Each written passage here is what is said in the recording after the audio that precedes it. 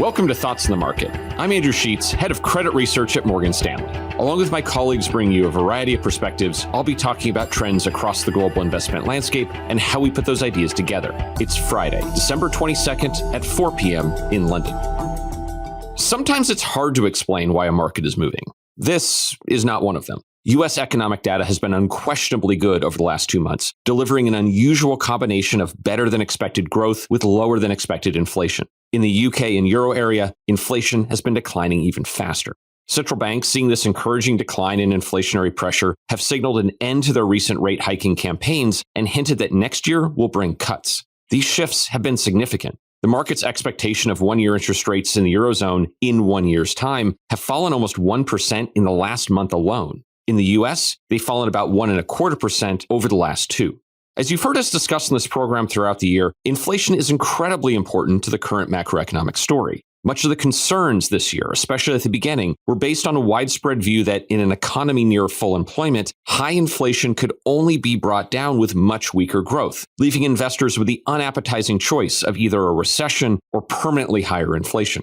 But the last 2 months have presented a notable glass half full, more optimistic challenge to that story. In the US, there are signs the economy is increasing capacity, which in economic terms allows for more output without higher prices. US energy production has hit record levels, with the US currently producing 40% more oil than Saudi Arabia. More workers are joining the labor force, new business formations are high, and supply chain stresses are improving. All of that has helped reduce inflationary pressure and reinforce the idea that policy shifts in the Federal Reserve towards easier monetary policy can be credible over the next several years. In Europe, growth has been weaker, but this has meant inflation is coming down even faster, bolstering the view that the European Central Bank has taken interest rates much higher than it needs to, and could also reverse these significantly over the next 12 months. For a market that spent much of the last 2 years worried about being stuck between this rock and a hard place with growth and inflation, the data over the last 2 months is welcome news, and we remain positive on corporate credit. While levels have rallied more than we expected, we think this is balanced, for now, with these better than expected economic developments.